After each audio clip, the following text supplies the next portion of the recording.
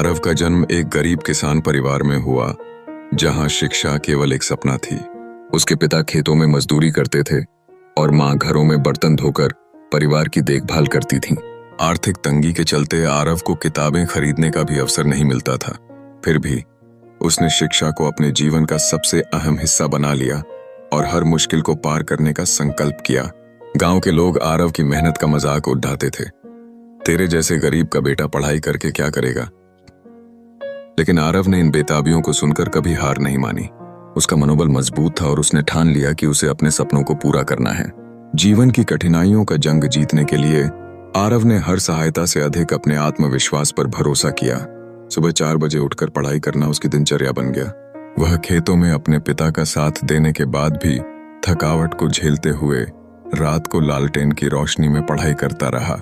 बारिश में छत से टपकते पानी के ध्वनि के बीच भी उसने अपनी शिक्षा का महत्व समझा और कभी हार नहीं मानी। जब वह 10वीं की परीक्षा में उम्मीद से कम अंक लाया तो वह बेहद निराश हुआ, लेकिन उसने इसे अवसर के रूप में लिया और 12वीं में उत्कृष्टता से पास होकर जिले में दूसरा स्थान प्राप्त किया। इसके बाद उसने यूपीएससी परीक्षा की तैयारी का निश्चय किया। शहर जाकर आरव ने कठिनाइयों का सामना किया। कोचिंग और हॉस्टल का खर्च उठाने के लिए दिन भर काम और रात भर पढ़ाई करने की उसकी दिनचर्या बन गई।